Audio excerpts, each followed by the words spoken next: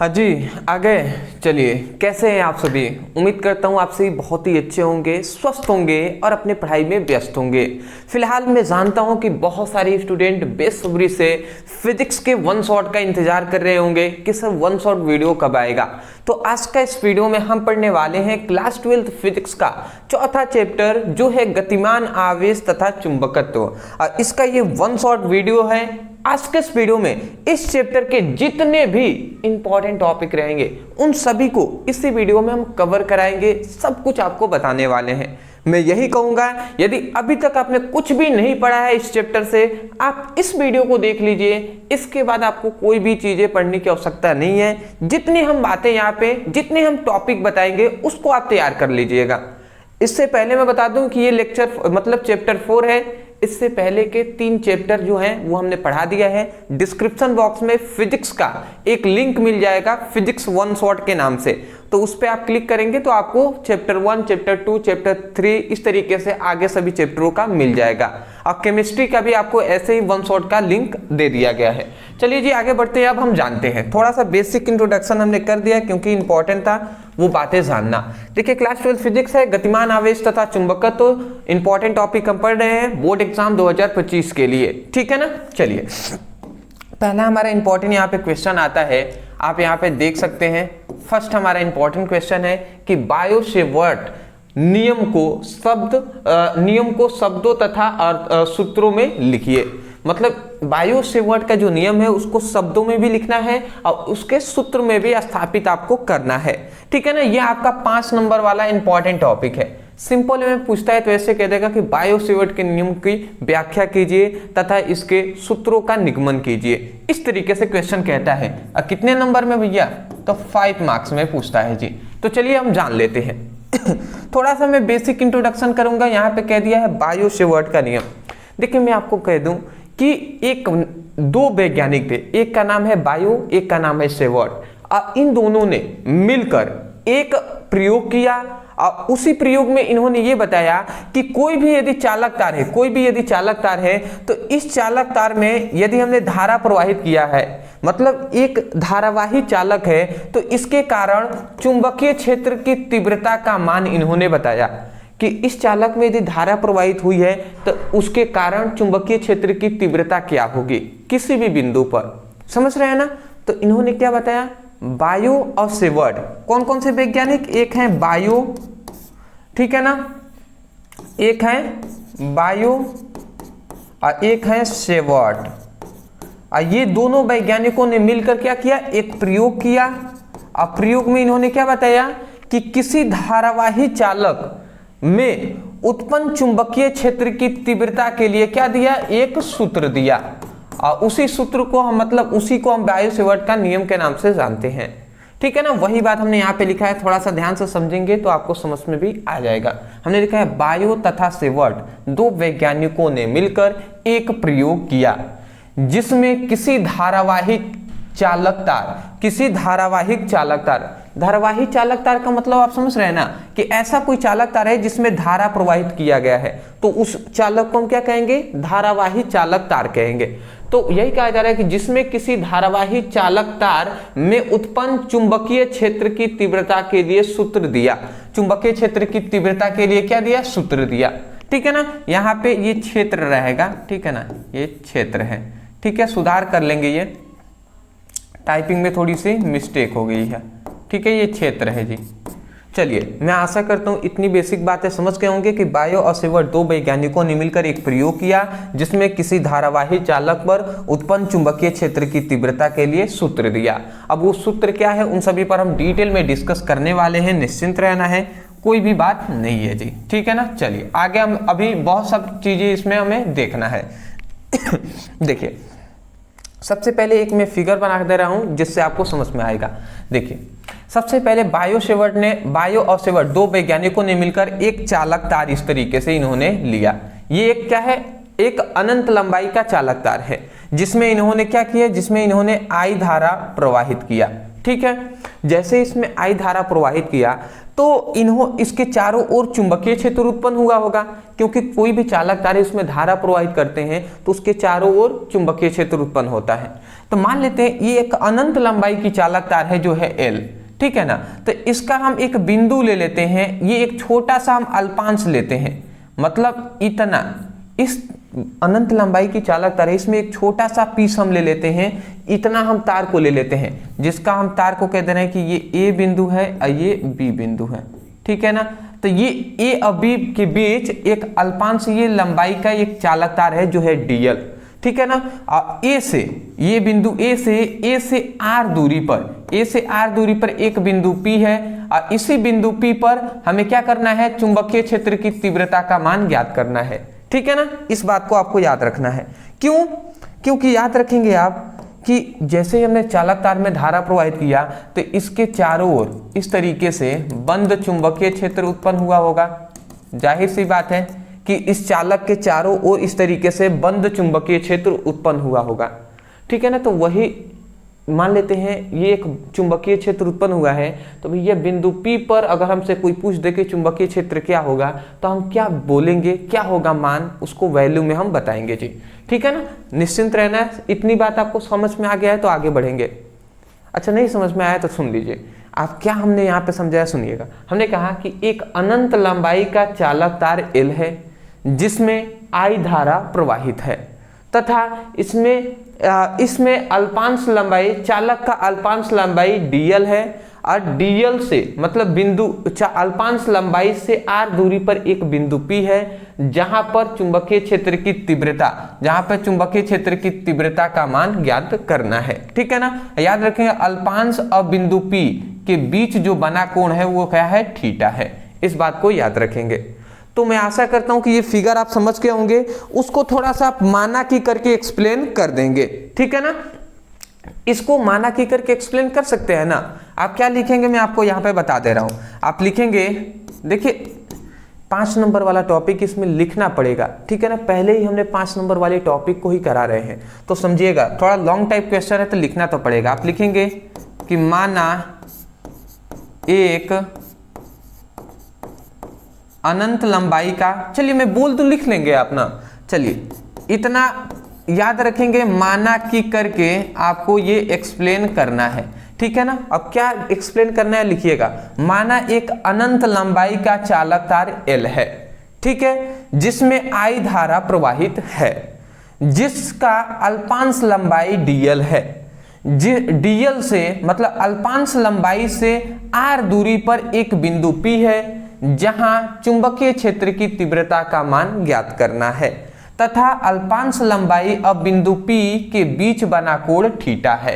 इतना ही बात आप माना कि करके एक्सप्लेन नहीं कर देंगे, फिगर से ही तो हमने सब कुछ बोला ना। तो मैं आशा करता हूं कि क्लास 12th के स्टूडेंट है, अब लेवल आपका बढ़ गया है तो कम से कम सुनकर आप लिख सकते हैं और सुनकर याद भी हो जानी चाहिए। अगर अदरवाइज आपको एक बार मैंने बोल दिया है, अगर नहीं लिखे हैं वीडियो को पीछे ले जाइएगा, लिख लीजिएगा, चलिए ठीक है ना। इतना लिखने के बाद फिर से आप लिखेंगे यहाँ पे कि बायो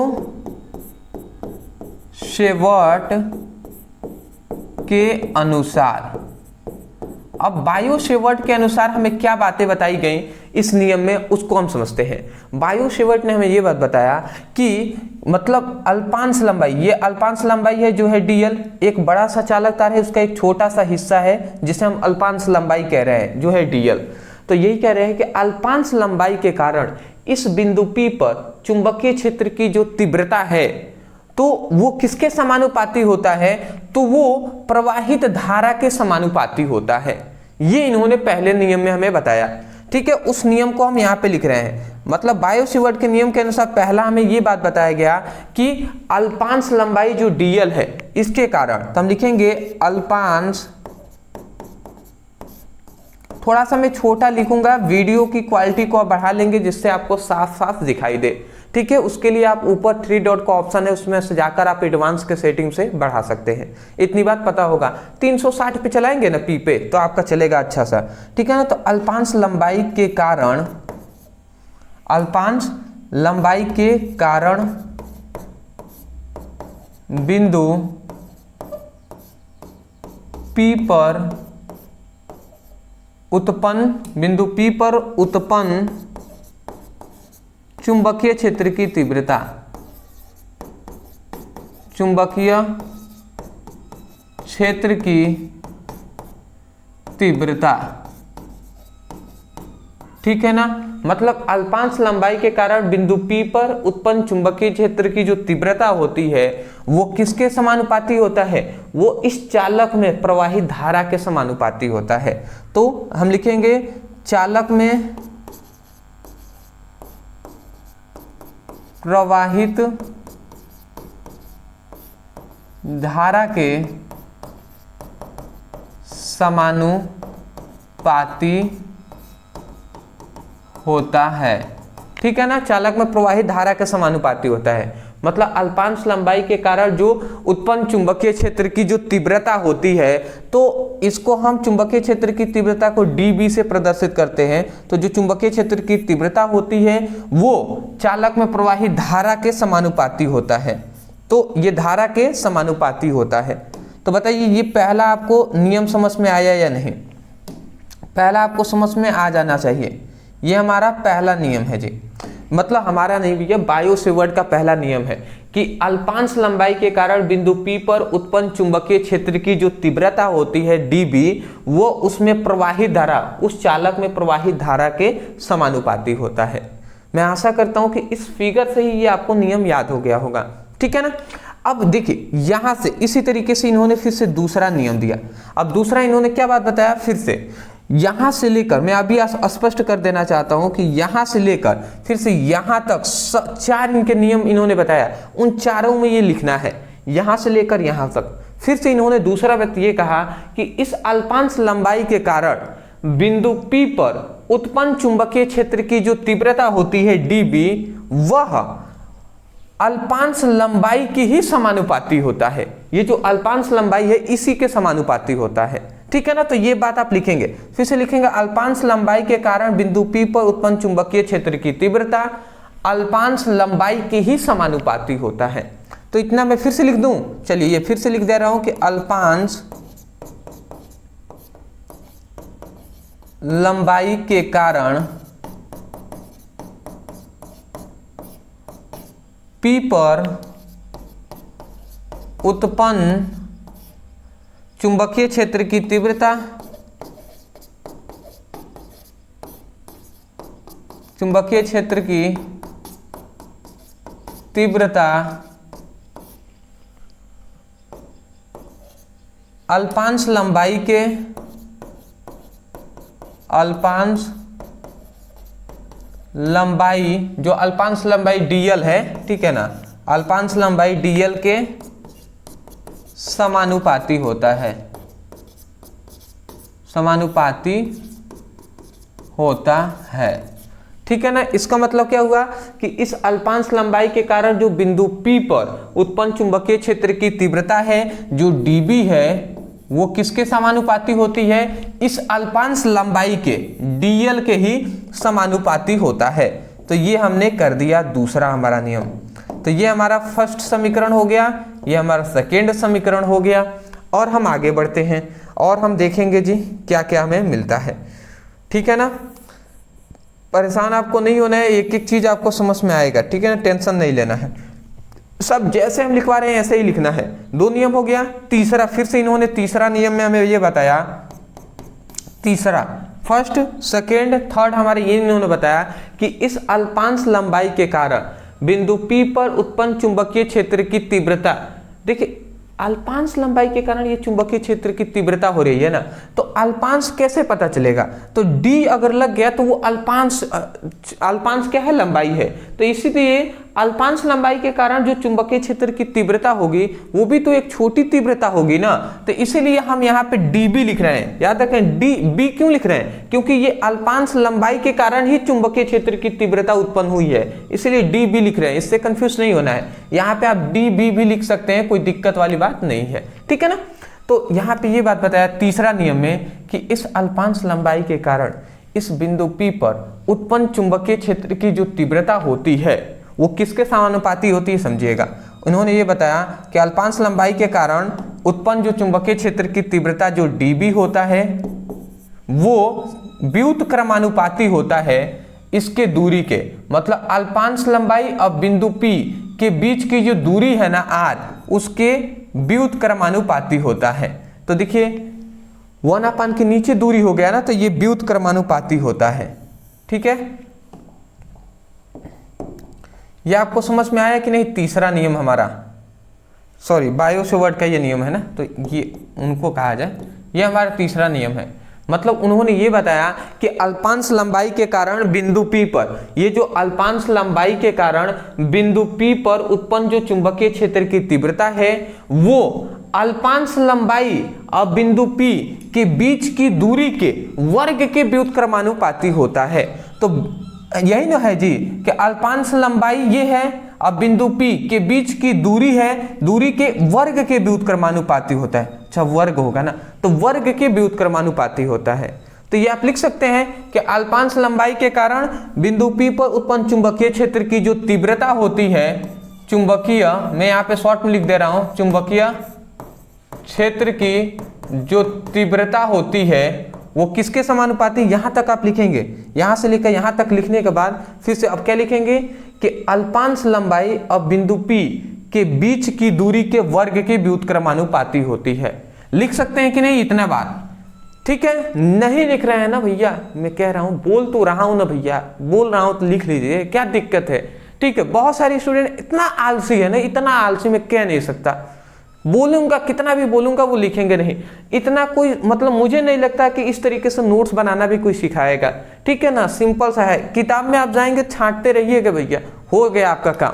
ठीक है, तो प्रोवाइड हम कर रहे हैं तो इतनी बात समझिएगा। अल्पांश लंबाई के कारण बिंदु P पर उत्पन्न चुंबकीय क्षेत्र की तीव्रता जो होती है वो अल्पांश लंबाई और बिंदु P के बीच की दूरी के वर्ग के व्युत्क्रमानुपाती होता है। ये तीसरा हो गया। चलिए मैं आगे बढ़ता हूँ, जिनको पढ़ना है वो तो पढ़ेंगे भैया। चौथा हमारे ये बात बताया गया कि इस अल्पांश लंबाई के कारण बिंदु P पर उत्पन्न चुंबकीय क्षेत्र की जो तीव्रता है जो dB है वो अल्पांश लंबाई और बिंदु P के बीच बना ये जो कोण है इस कोण के, ठीक है ना, इस कोण के ज्या के समानुपाती होता है, ये हमें बताया गया। ठीक है ना, तो ये हमारा चौथा नियम हो गया जी।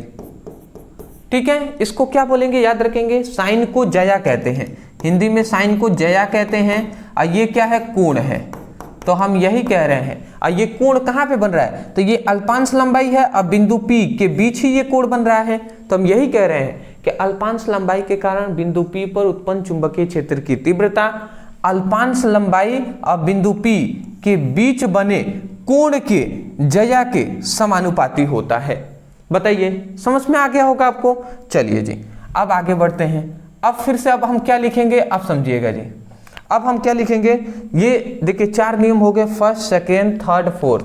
अब हम कुछ नहीं करेंगे, हम यहाँ पे देख रहे हैं कि इधर अगर हम देखें इस ओर लेफ्ट ओर तो चुंबकीय क्षेत्र की तीव्रता सभी में है। तो यदि हम सभी चुंबकीय क्षेत्र की तीव्रता को आपस में मिलाते हैं तो हम लिखते हैं समीकरण फर्स्ट, सेकेंड, थर्ड तथा फोर्थ को मिलाने पर, तो यदि हम इनको मिलाते हैं सभी को एक में तो ये क्या होता है, जो dB होता है वो समानुपाती हो जाता है। इन सभी, ये इधर वाला सभी गुणा में हो जाएंगे तो IDL, ठीक है, फिर से क्या हो जाएगा, I है तो I हो जाएगा, फिर से DL है तो DL हो जाएगा, फिर से ये साइन ऊपर है ना साइन थीटा, तो साइन थीटा लिख देंगे। और ये 1/r अगर इसमें गुणा होगा तो 1/r, ये r नीचे गुणा कराएगा, एक तो गुणा कराएगा वही हो जाएगा, ये r इसमें गुणा कराया तो इस तरीके से नीचे ही आ जाएगा ये,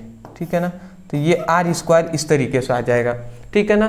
मतलब dB जो होगा वो IDL sin θ/r² के क्या हो जाएगा, समानुपाती हो जाएगा, ठीक है ना। अब यहाँ पे जब समानुपाती का चिन्ह हटता है तो यहाँ पे एक आता है आपका फॉर्मूला जो है dB। जब समानुपाती का चिन्ह हटता है, इक्वल का चिन्ह आता है तो μ0/4π का एक नियतांक आता है और उसके बाद IDL sin θ/r² होता है, ठीक है ना। तो ये हमारा हो गया जी, ठीक है, ये हमारा हो गया। और ये ही हमारा बायो-सेवर्ट का नियम का प्रूव्ड है, यही हमारा फॉर्मूला है। जो बी डी क्या है, डी बी इक्वल टू चुंबकीय क्षेत्र की तीव्रता का जो फॉर्मूला है mu naught by 4 pi I D L sine theta by R square होता है। स्क्रीनशॉट ले लीजिए, ले लिए होंगे, ठीक है जी। याद रखेंगे म्यू नॉट बाई 4 पाई का जो मान होता है, म्यू नॉट बाई 4 पाई का मान होता है वो 10 टू पावर माइनस 7 होता है, ठीक है ना, 10 टू पावर माइनस 7 होता है। इस बात को आपको याद रखना है। चलिए जी, स्क्रीनशॉट ले लिए होंगे, मैं एक बार वीडियो देख लूं, ठीक है। चलिए बेटर है, आगे बढ़ते हैं। देखिए मैं एक बात पहले ही कह दे रहा हूं, देखिए मैंने ये सब शॉर्ट में जहां तक लिखा है ना, ये सब आपको समझ में आ जानी चाहिए, आ भी रही होगी, क्योंकि मैंने केवल बोला है, क्योंकि सब एक्सप्लेन यहाँ पे कैसे कर पाऊंगा भैया, समझ पा रहे हैं ना।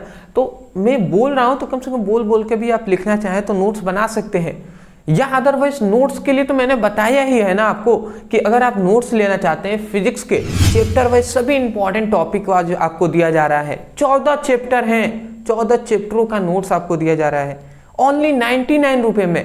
तो भैया ले लीजिए, क्या दिक्कत है। 300 400 500 रुपये आप ट्यूशन में दे रहे हैं, 100 रुपये इधर नोट्स के लिए देने में आपको हालत खराब हो जा रहा है, ठीक है। तो ये बहुत ही बुरी बात है, जिनको लग रहा हो भैया भले ही लगे, बट सही बात मैं कह रहा हूं। अदरवाइज नीचे व्हाट्सएप नंबर है, अगर लेना हो तो व्हाट्सएप पे मैसेज कीजिएगा और वहां से नोट्स मांग लीजिएगा, वो आपको दे देंगे, ठीक है ना। ये बातें आप याद रखेंगे। कॉल नहीं करना है, रिक्वेस्ट है भैया, कॉल के लिए नंबर नहीं दिया जा रहा है। अक्सर स्टूडेंट क्या होता है, कॉल करने लगते हैं, बहुत ही दिक्कत होती है, आपको नहीं पता, आप सोचते हैं कि भैया मैंने ही ना कॉल किया, ठीक है, क्यों, मतलब जो टीम है वो आपसे गुस्सा कभी हो जाते हैं, ठीक है। अभी मुझे पता चला कि वो कह रहे थे कि भैया अब बहुत ज़्यादा कॉल आ रहा है। मैंने सोचा कि देखिए नंबर ऑन क्या किया गया था, तब कॉल आना इतना स्टार्ट हो गया। आप सोचते हैं, तो उन्होंने थोड़ा सा अच्छा सा मैंने देखा, तो मैंने उनसे कहा ठीक है, तो कह रहे हैं भैया इतना कॉल आ रहा है कि परेशान हो जा रहे हैं। अदरवाइज वो सोच रहे हैं, आप सोच रहे होंगे कि सर एक ही ना कॉल आता होगा, मेरा कॉल आया तो आप परेशान हो गए।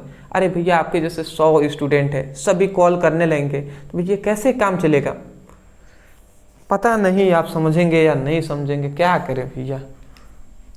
इसीलिए रिक्वेस्ट है, ठीक है ना, मैं क्या कह सकता हूं आपको। अगला आता है एम्पियर का परिपथी नियम को स्पष्ट कीजिए। देखिए सभी स्टूडेंट नहीं करते, पर कुछ तो हैं जिनको सिर्फ मतलब ये हम कह सकते हैं ना कि अपने से उनको मतलब है, अदर किसी से मतलब नहीं है कि किसको परेशानी हो ना परेशानी हो, उससे कोई मतलब नहीं है।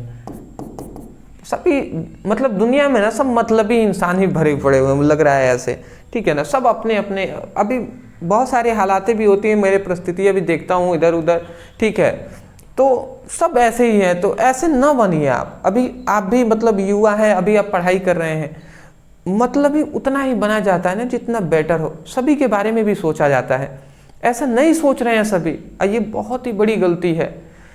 पर कोई नहीं, जिनको करना है वो करेंगे। एम्पियर का परिपथीय नियम क्या है, चलिए ठीक है ना, मैंने ज़्यादा ही कुछ कह दिया, बट जिनको बुरा लगा है मैं दिल से माफ़ी चाहता हूँ, ठीक है ना, कहना नहीं चाहता हूँ, बट क्या होता है कभी कभी निकल जाता है जो अंदर से बातें रहती हैं। अगला आता है, इस नियम के अनुसार में ये बात बताई गई कि इस नियम के अनुसार किसी धारावाही चालक को उत्पन्न बंद चुंबकीय क्षेत्र के किसी बिंदु पर चुंबकीय क्षेत्र की तीव्रता का पृष्ठीय समाकलन परिपथ में प्रवाहित धारा का म्यू नॉट गुना होता है। मतलब यहाँ पे सिंपल सी बात हमें ये बताया गया, एक फॉर्मूला आप याद रखेंगे, पृष्ठीय समाकलन बी डी एल जो होता है, बी डी एल जो होता है वो इक्वल होता है म्यू नॉट इंटू आई के, ठीक है ना। ये आप फॉर्मूला याद रखेंगे। ये किसका फॉर्मूला है, एम्पियर के परिपथीय नियम का, और इसी फॉर्मूले से हम इसको याद कराएंगे। इसलिए जल्दी जल्दी हमने पढ़ दिया, क्योंकि मैं जानता था पढ़ने से याद नहीं होने वाला, जब यहाँ से मैं समझाऊंगा याद हो जाएगा, ठीक है ना। तो चलिए अब इसको हम समझ लेते हैं थोड़ा सा, बहुत ही आसानी से हम इसको समझेंगे जी। चलिए देखिए, मान लेते हैं ये एक अनंत लंबाई का एक हम चालक तार यहाँ पे ले लेते हैं, एक हमने यहाँ पे अनंत लंबाई का ये एक हमने चालक तार ले लिया, ठीक है जी। अब जैसे ही हमने इसमें चालक तार लेकर इसमें हमने धारा प्रवाहित किया, तो धारा हम प्रवाहित करेंगे किसी भी चालक तार में, तो इसके चारों ओर क्या होगा, इसके चारों ओर इस तरीके से चुंबकीय क्षेत्र उत्पन्न हो जाएगा। इसके चारों ओर चुंबकीय क्षेत्र उत्पन्न होगा। तो ये चुंबकीय क्षेत्र उत्पन्न हो गया। तो मान लेते हैं यहां से ये जो चुंबकीय क्षेत्र उत्पन्न हुआ है, तो इस चुंबकीय क्षेत्र यहां से अगर हम देखें, यहां से r दूरी पर एक बिंदु P है, r दूरी पर ये एक अल्पांश हमने यहाँ पे ले लिया जो है dl, और इसी पर हमें चुंबकीय क्षेत्र की तीव्रता जो dB का मान है, चुंबकीय क्षेत्र की मान है, वो हमें ज्ञात करना है। बात आप समझे क्या हमने बताया, एक अल्पांश लंबाई है जिसमें हमने I धारा प्रवाहित किया है। तो जब धारा प्रवाहित करेंगे तो इसके चारों ओर चुंबकीय क्षेत्र उत्पन्न होगा। और ये कैसा चुंबकीय क्षेत्र उत्पन्न होगा, ये एक बंद चुंबकीय क्षेत्र है। कैसा है, बंद चुंबकीय क्षेत्र उत्पन्न होगा। तो बंद चुंबकीय क्षेत्र उत्पन्न होगा तो चालक से r दूरी पर हमने एक अल्पांश पृष्ठ ले लिया है जो है dl। अल्पांश हम बिंदु पे कह सकते हैं, एक छोटा सा बिंदु, उसी को अल्पांश हम कह रहे हैं। अल्पांश बिंदु ले लिया, इसी बिंदु P पर हमें चुंबकीय क्षेत्र की जो चुंबकीय क्षेत्र की तीव्रता है वो क्या है, B है, उसी को ज्ञात करना है। तो यहाँ पे हमें एम्पियर का परिपथीय नियम में हमें ये बात बताया गया कि ये मान लेते एक चालक तार है, इसमें धारा प्रवाहित कर दिया, तो ये कैसा चालक तार कहलाएगा, धारावाही चालक तार कहलाएगा। धारावाही चालक तार कहलाएगा ना। तो एम्पियर ने हमें ये बात बताया कि किसी धारावाही चालक तार में उत्पन्न बंद चुंबकीय क्षेत्र, ये क्या है, बंद चुंबकीय क्षेत्र है। तो किसी धारावाही चालक तार में उत्पन्न बंद चुंबकीय क्षेत्र के किसी बिंदु पर, ये एक बिंदु है, तो किसी बिंदु, ये dl क्या है, बिंदु है, तो किसी बिंदु पर चुंबकीय क्षेत्र की तीव्रता का पृष्ठीय समाकलन उसमें उस चालक में प्रवाहित धारा के म्यू नॉट गुना होता है। यही इस नियम में हमें बताया गया। समझाते हैं आपको। अब यहां से नियम में हमें यह बात बताएगा, एम्पियर के परिपथीय नियम में हमें यह बात बताया गया कि किसी धारावाही चालक पर उत्पन्न बंद चुंबकीय क्षेत्र के किसी बिंदु पर चुंबकीय क्षेत्र की तीव्रता का पृष्ठीय समाकलन उसमें प्रवाहित धारा के म्यू नॉट गुना होता है। यही तो बात बताया गया है भैया, सिंपल सा यही तो हमने यहाँ पे बोला ना। देखिए ये B क्या है, चुंबकीय क्षेत्र की तीव्रता है, ये आपको समाकलन है, पृष्ठीय समाकलन है, ये I धारा है, ये म्यू नॉट गुना है। तो हम यही कह रहे हैं कि किसी, मतलब आप ये कह देंगे कि किसी धारावाही चालक पर उत्पन्न बंद चुंबकीय क्षेत्र के किसी बिंदु पर चुंबकीय क्षेत्र की तीव्रता का पृष्ठीय समाकलन उसमें प्रवाहित धारा के म्यू नॉट गुना होता है। तो मैं आशा करता हूं कि आपको आसानी से ये बातें समझ में आ गई होंगी, ठीक है ना। अब इसके बाद ये आपके बोर्ड एग्जाम में 5 नंबर में पूछा जाता है, तो 5 मार्क्स में केवल आपको इतना ही नहीं लिखना है, पूरा एक्सप्लेन भी करना है। फिर से आप इसके नीचे अब क्या लिखेंगे समझिएगा। जिनको ये नियम अभी तक याद नहीं हुआ, इस वीडियो को पीछे ले जाकर जब मैंने यहाँ से एक बार बोला उसको बार बार सुनेंगे, याद हो जाएगा। वही बात यहाँ पे लिखा गया है, इस नियम के अनुसार किसी धारावाही चालक के कारण उत्पन्न बंद चुंबकीय क्षेत्र के किसी बिंदु पर चुंबकीय क्षेत्र की तीव्रता का पृष्ठीय समाकलन परिपथ में प्रवाहित धारा, ये एक परिपथ है या एक चालक हम कह सकते हैं कि एक चालक में प्रवाहित धारा का म्यू नॉट गुना होता है, ठीक है ना। तो वही बात है, हमने जो बोला है वही लिखा गया है, सेम टू सेम। अब देखिए उसके बाद आपको फिर से माना कि करके आपको एक्सप्लेन करना है, ये बहुत ही आवश्यक है, ठीक है ना। क्या आप लिखेंगे, मैं बोल दे रहा हूं उतना लिख लीजिएगा। आप लिखेंगे माना एक अनंत लंबाई का चालक तार I है, चालक तार L है। माना एक अनंत लंबाई का चालक तार L है जिसमें I धारा प्रवाहित है, जिसके कारण चुंबकीय क्षेत्र उत्पन्न होता है तथा चालक से r दूरी पर एक अल्पांश dl है जिस पर चुंबकीय क्षेत्र की तीव्रता का मान ज्ञात करना है।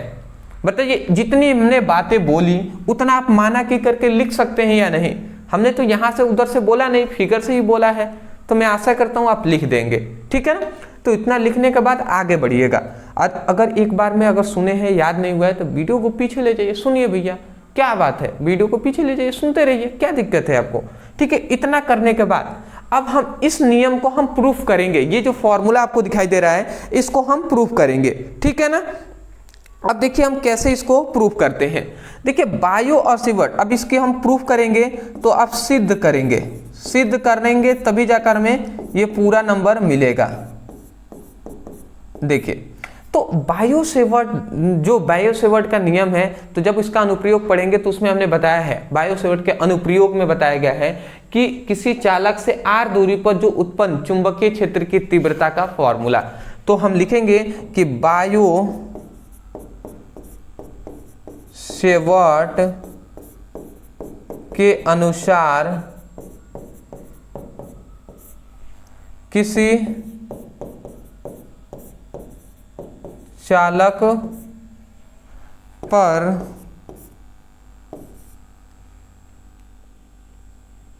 बायो सेवर्ट के नियम के अनुसार किसी चालक से r दूरी पर उत्पन्न चुंबकीय क्षेत्र की तीव्रता, किसी चालक से r दूरी पर, ऐसे लिखेंगे, किसी चालक से r दूरी पर उत्पन्न चुंबकीय क्षेत्र की तीव्रता, किसी चालक से r दूरी पर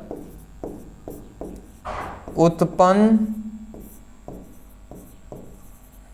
चुंबकीय क्षेत्र की तीव्रता, चुंबकीय क्षेत्र की तीव्रता का फॉर्मूला इन्होंने बताया। वो क्या बताया कि जो B = mu naught by 4π2I/r होता है।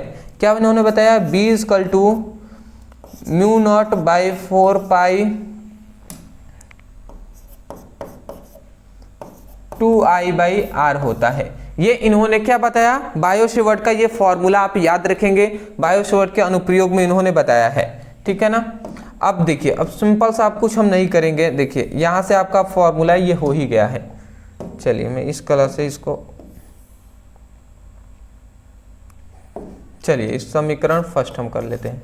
क्या हमें बताया गया कि बायो सेवर्ट के नियम में हमें यह बात बताया गया कि किसी चालक से r दूरी पर उत्पन्न जो चुंबकीय क्षेत्र की तीव्रता का फॉर्मूला है म्यू नॉट बाई 4π2I/r होता है, ठीक है ना। आप समझिए, इतना हो गया। अब इसके बाद यहां पे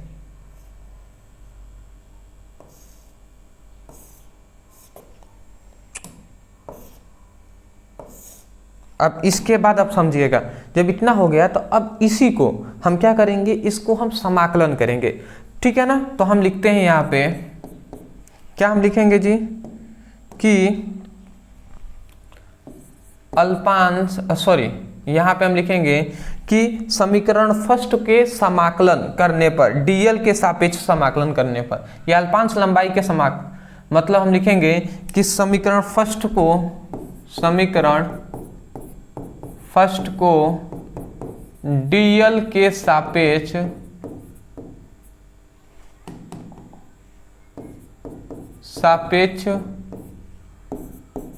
समाकलन करने पर। अब डीएल के सापेक्ष यदि हम समाकलन करते हैं तो क्या मिलता है समझिएगा। डीएल के सापेक्ष यदि इसका समाकलन करें तो क्या हो जाएगा, ये सबसे पहले समाकलन का एक चिन्ह हम देंगे, पृष्ठीय समाकलन दे दिया, और उसके बाद बी है तो बी हमने लिख दिया। आज किसके सापेक्ष समाकलन कर रहे हैं, डीएल के सापेक्ष, तो डीएल हमने लिख दिया। ये एक पक्ष इधर का समाकलन हो गया। अब इधर का भी हम समाकलन करेंगे तो सिंपल सा ये समाकलन का हम यहाँ पे चिन्ह दे देंगे, ठीक है ना। ये हमने यहाँ पे चिन्ह समाकलन का दे दिया। और उसके बाद म्यू नॉट बाई 4π2I/r है तो लिख देंगे म्यू नॉट बाई 4π2I/r है तो ये हमने लिख दिया। अब समझिएगा, यहाँ पे जो कांस्टेंट मान होता है, जो नियत मान होता है, वो समाकलन से बाहर निकल जाता है। तो यहाँ पे तो ये कांस्टेंट कोई मान है नहीं, तो ये बी डीएल हो गए। और यहाँ पे ये देखिए, ये जो म्यू नॉट बाई 4π, ये इतना, और फिर से 2I, ये जो है ना, ये सभी क्या है, ये सभी जो अच्छा यहाँ पे एक थोड़ा सा गड़बड़ हमने किया है। क्या, देखिए डीएल के सापेक्ष हम समाकलन कर रहे हैं तो इधर डीएल से हमने गुणा कराया है, तो इधर भी तो डीएल के साथ गुणा होगा ना। तो ये तो म्यू नॉट बाई 4π2I/r हमने इतना लिखा है, फिर से डीएल, इधर डीएल तो हमने लिखना भूल गए, तो ये डीएल भी आप लिखेंगे। तो आप समझिएगा ये म्यू नॉट बाई 4π2I/r है, ये टोटल कांस्टेंट मान है, नियत मान है। नियत मान है तो समाकलन से, ये समाकलन से बाहर निकल जाता है, तो बाहर निकलेगा तो इसको मैं यहां लिख दे रहा हूं म्यू नॉट बाई 4π और 2I/r, ये हमने बाहर लिख दिया। और उसके बाद ये समाकलन है, पृष्ठीय समाकलन, और जो dl है तो dl हमने यहाँ पे लिख दिया। ठीक है ना, इतनी बात आपको समझ में आ जानी चाहिए। अब आसानी से यहाँ पर, ठीक है, अब देखिए यहाँ पे अब हम क्या कर सकते हैं, अगर हम इसको आगे बढ़ाते हैं b dl है इसको, अब देखिए ये म्यू नॉट बाई 4π हमने यहाँ पे लिख दिया, ये 2I/r हमने लिख दिया। और ये देखिए पृष्ठीय समाकलन का मतलब आप समझते हैं, समाकलन का मतलब होता है छोटे छोटे छोटे छोटे का योग।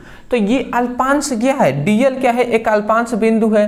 तो इसी तरीके से ये छोटा छोटा छोटा छोटा छोटा छोटा इस तरीके से मिलते मिलते एक बनाएगा।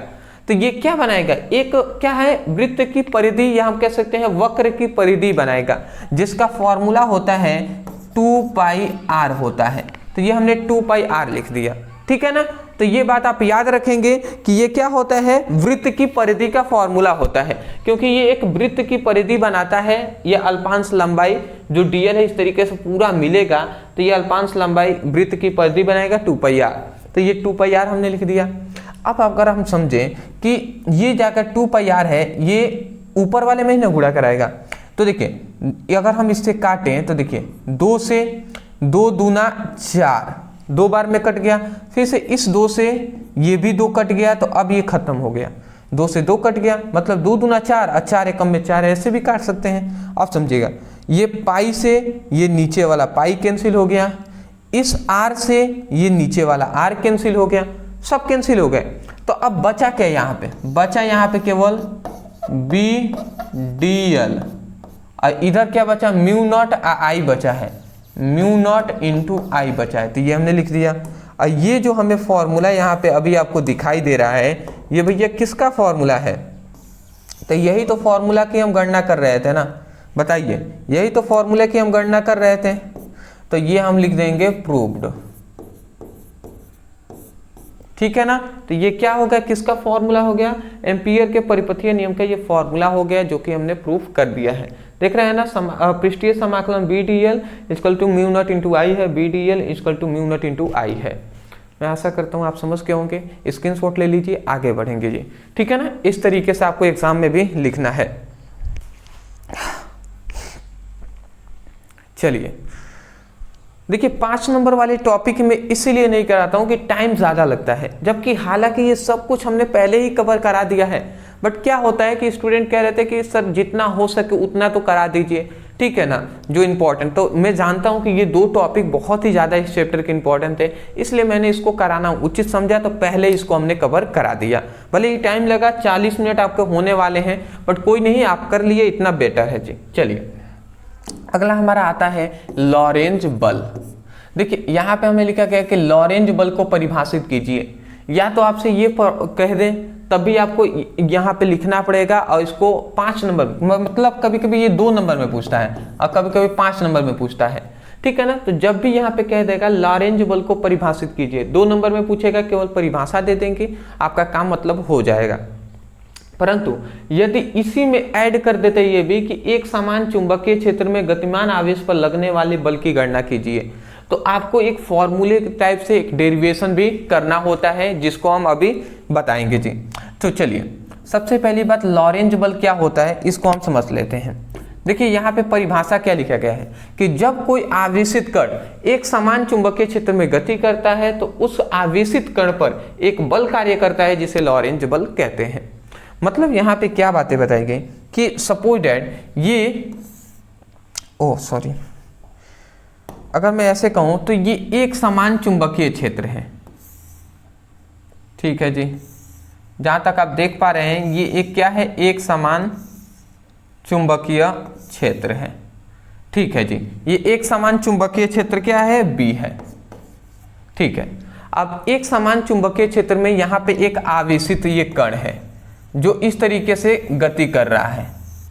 तो ये जब गति करेगा तो ये जो आवेशित कण है, आवेशित कण का मतलब कि इस पर क्या है, कोई आवेश है, तो वो है Q आवेश है। तो ये आवेशित कण इस तरीके से गति कर रहा है, ठीक है ना। ये क्या हो गया, आवेशित कण हो गया।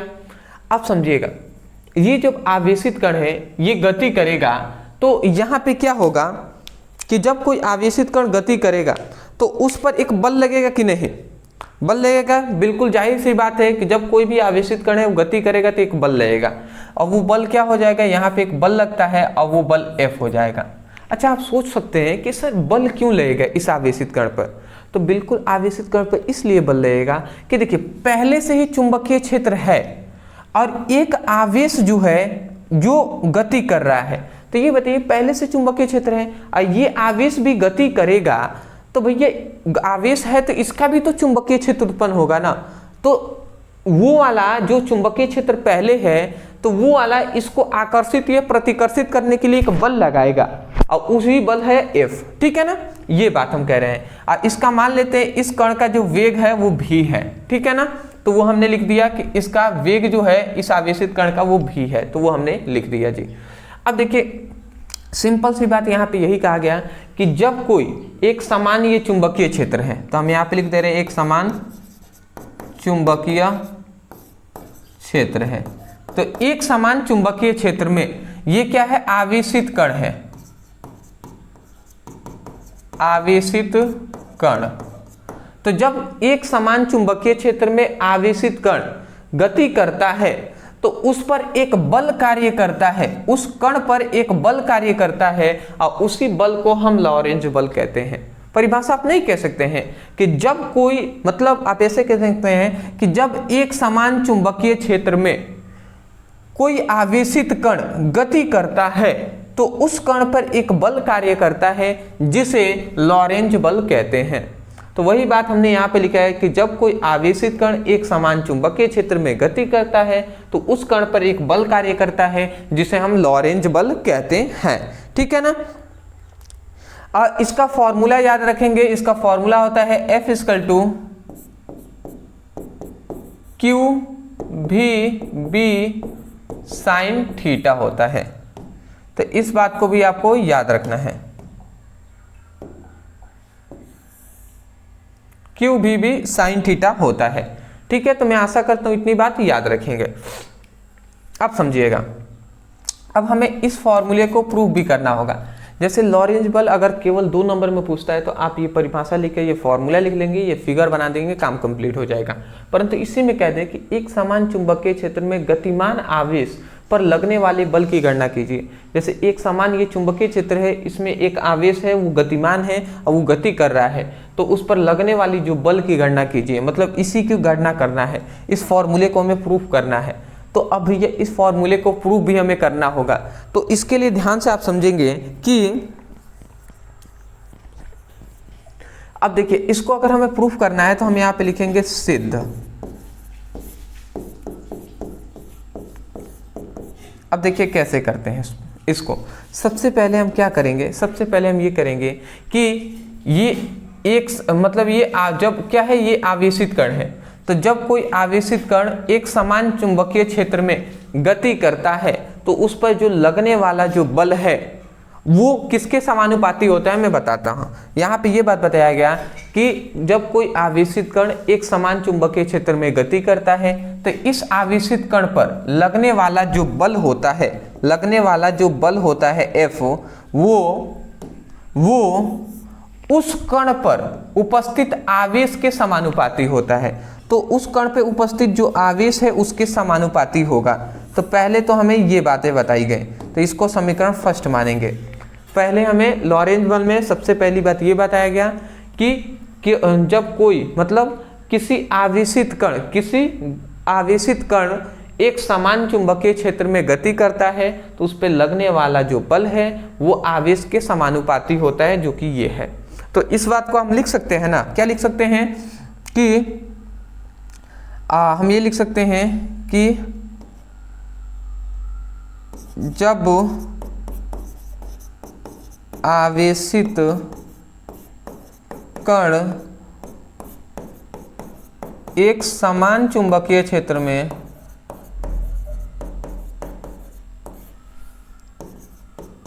क्षेत्र में गति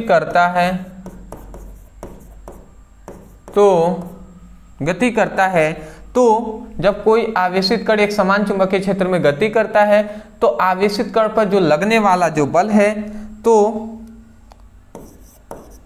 आवेशित कण पर लगने वाला जो बल है वो आवेशित कण पर लगने वाला जो बल है वो आवेशों के समानुपाती होता है, वो कण पे उपस्थित आवेश के समानुपाती होता है। लगने वाला बल कण पर उपस्थित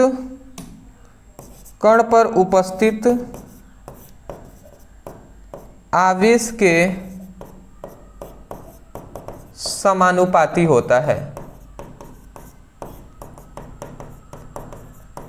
ठीक है ना। तो ये बातें हैं जी, बात आपको समझ में आ गई है तो अच्छी बात है। देखिए हमने क्या बात बताया कि जब कोई आवेशित कण एक समान चुंबकीय क्षेत्र में गति करता है तो उस आवेशित कण पर लगने वाला जो बल है वह उस कण पे उपस्थित आवेश के समानुपाती होता है। लगने वाला बल आवेशित कण मतलब आवेश के समानुपाती होता है। ठीक है ना। अब समझिएगा दूसरा हमें ये बात बताया गया कि जो आवेशित कण है जो एक समान चुंबकीय क्षेत्र में गति कर रहा है तो इस पर जो लगने वाला बल है वह क्या होता है, भी के समानुपाती होता है। ठीक है ना। ठीक है, ये क्या है, आवेशित कण एक समान चुंबकीय क्षेत्र में गति करता है तो आवेश पर लगने मतलब आवेशित तो कण पर लगने वाला जो बल है, कण पर लगने वाला बल जो F है वो किसके समानुपाती होगा, वो भी के समानुपाती होगा, वह विभव के समानुपाती होगा, विभव के समानुपाती होता है। ठीक है ना, होता है। ठीक है ना। तो उस समय पर जो लगने वाला बल F होगा वो किसके समानुपाती हो जाएगा, भी के समानुपाती होता है। तो ये बात यहाँ पे लिख दिया गया। ये क्या है, समीकरण 2 हो गया। ठीक है, समीकरण फर्स्ट समीकरण सेकंड देख लिया। और समीकरण थर्ड में हमें क्या बात बताएगी ये भी आप समझ लीजिए। ठीक है ना। अब यहाँ पे बने हुए हैं तो समझिएगा। फिर से यहाँ पे बताया गया कि आवेशित कण जो एक समान चुंबकीय क्षेत्र में गति करता है तो उस पर लगने वाला जो बल है वह क्या होता है, वह बल और चुंबकीय क्षेत्र के बीच बने कोण की ज्या के समानुपाती होता है। जैसे मैं कैसे समझाऊं इसको तो समझिएगा। ये एक समान ये चुंबकीय क्षेत्र ये B है। ठीक है ना। ये अगर आप देखें तो ये क्या है, एक समान चुंबकीय क्षेत्र की दिशा है इस ओर, और ये क्या है, बल की दिशा है। ठीक है ना। ये बल मान लेते हैं, ये लंबवत बल मतलब इस तरीके से ये लंबवत बल लग रहा है। ठीक है ना। ये बल की दिशा है, जो ये F है ये यहाँ पे है, तो ये बल की दिशा है। तो बल और चुंबकीय क्षेत्र के बीच एक कोण बनेगा और उसी कोण को हम क्या कर रहे हैं, उस कोण के भी क्या होता है, समानुपाती होता है। तो आप कह सकते हैं ना कि आवेशित कण एक समान चुंबकीय क्षेत्र में गति करता है तो उस कण पर लगने वाला जो बल है, इतना आपको तीनों में मतलब लिखना है। वही बात इसमें भी लिखा है, वही बात इसमें भी लिखा है। लगने वाला जो बल है वो क्या होता है, वो चुंबकीय क्षेत्र की तीव्रता और बल के बीच बने कोण की ज्या के समानुपाती होता है। मतलब तीसरा हमारा ये है कि लगने वाला जो बल है, जो इन कणों के बीच जो लगने वाला बल है F, वो क्या होता है, वो समानुपाती होता है किसके, चुंबकीय क्षेत्र की तीव्रता B और बल के बीच बने कोण के ज्या के क्या होता है, समानुपाती होता है। तो ये हमारा ये तीसरा नियम है जो कि हमने यहाँ पे लिख दिया, थर्ड नियम। देखिए हमने बोल कर भी आपको बता दिया है। ठीक है ना, फर्स्ट सेकेंड, इसमें आप यहाँ से लेकर तीसरे वाले में फिर से यहाँ से लेकर यहाँ तक लिखेंगे। अब फिर से मैं बोल रहा हूँ वो लिख लीजिएगा कि चुंबकीय क्षेत्र B बल के बीच बने कोण की ज्या के समानुपाती होता है। इतना लिखकर ये नीचे फॉर्मूला लिख लेंगे, ठीक है। अब देखिए समीकरण फर्स्ट सेकेंड थर्ड इन तीनों को अगर हम मिला लेते हैं तो यहाँ पे हम लिखते हैं समीकरण फर्स्ट सेकेंड तथा थर्ड को मिलाने पर, तो यदि हम इनको मिला लेते हैं तो क्या होता है जी, देखिए सभी जगह बल है, F F F है, तो एक साइड हम F ले लेंगे, ये समानुपाती होगा, इधर वाला सब गुणा कर लेगा, Q भी साइन थीटा, Q भी, देखिए 4 नियम होते हैं ना, फर्स्ट सेकेंड थर्ड, 3 ही हमने नियम अभी बताए, सॉरी अभी तो 3 ही नियम बताए, एक और नियम होता है ना, 4 नियम इसके भी होते हैं, ठीक है ना। ये तो 3 हुआ, फर्स्ट सेकेंड थर्ड 3 हुआ। चौथा नियम हमें ये बताता है, चौथा नियम क्या बताता है कि जो यहाँ से यहाँ तक लिखेंगे कि आवेशित कण एक समान चुंबकीय क्षेत्र में गति करता है तो कण पर लगने वाला जो बल है, कण पर जो लगने वाला जो बल है वह चुंबकीय क्षेत्र B के समानुपाती होता है। चुंबकीय क्षेत्र जो B है ना उसी के समानुपाती होता है, ठीक है ना। तो ये हमारा चौथा नियम है, ठीक है। समीकरण फर्स्ट सेकेंड थर्ड, ये क्या हो गया, फोर्थ हो गया, ठीक है ना। समीकरण फर्स्ट सेकेंड थर्ड फोर्थ, समझ रहे हैं ना। तो यहाँ से लिखने के बाद यहाँ तक सभी में लिखेंगे, इसमें भी इसमें भी इसमें भी इसमें भी लिखने के बाद फिर से यहाँ पे क्या लिख लेंगे, ठीक है। यहाँ पे विभव के समानुपाती इसमें लिखा है, इसमें कोण के ज्या के समानुपाती, इसमें लिखेंगे चुंबकीय क्षेत्र की तीव्रता के समानुपाती होता है। आशा करता हूँ लिख लेंगे। अब हम इसको मिला दें, समीकरण फर्स्ट सेकेंड थर्ड व फोर्थ को मिलाने पर यदि हम इनको मिलाते हैं तो क्या हो जाता है जी, F इक्वल टू F समानुपाती क्या हो जाता है, Q भी B, देखिए ये सभी गुणा हो जाए, Q भी और यहाँ पे B है साइन थीटा है तो गुणा हो जाएंगे, तो ये क्या हो जाएगा, Q भी B साइन थीटा हो जाएगा। बताइए Q भी B साइन थीटा हो जाएगा कि नहीं, गुणा करेंगे तो Q भी B साइन थीटा हो जाएगा। अब यहाँ पे जो समानुपाती का चिन्ह हटता है, इक्वल का चिन्ह आता है, तो यहाँ पे एक नियतांक आता है जो है K, और फिर से Q भी B साइन थीटा है, तो ये हमने लिख दिया। अब यहाँ पे जो लॉरेंट ने मतलब इसमें ये बात बताया गया है कि जो कांस्टेंट K का मान है वो 1 है, तो भैया जब कांस्टेंट K का मान 1 है तो 1 यहाँ पे अगर इसमें गुणा करेगा तो भी क्या हो जाएगा, तब भी F इक्वल टू Q भी B साइन थीटा ही होगा, तो वही हमने लिख देंगे कि F इक्वल टू Q भी B साइन थीटा, ये हम फॉर्मूला लिख लेंगे। यही तो हमारा प्रूफ हो गया, यही तो हमने यहाँ पे F इक्वल Q भी B साइन थीटा है, तो ये प्रूफ हो गया कि नहीं, यदि K इक्वल टू 1 हो जाए तो। मैं आशा करता हूँ समझ के होंगे, ठीक है ना। ये बड़े बड़े टॉपिक हैं तो समझाने में टाइम लगता है, लिखना पड़ता है, नहीं लिखेंगे तो नंबर नहीं मिलने वाले, इसीलिए। बट जगह नहीं है तो मैं आपको बता रहा हूँ कि कैसे आपको लिखना है, तो इसे लिख सकते हैं, या हमारी नोट्स तो अवेलेबल है ही, अभी हमने बताया था शुरू में ही, अंत में भी आपको पता होगा कि भैया व्हाट्सएप नंबर मैसेज कीजिए, मांगिएगा वहाँ पर, ठीक है, तो वहाँ पर मिल जाएंगे आपको, स्क्रीनशॉट लेंगे, चलिए ले लीजिए ले लीजिए।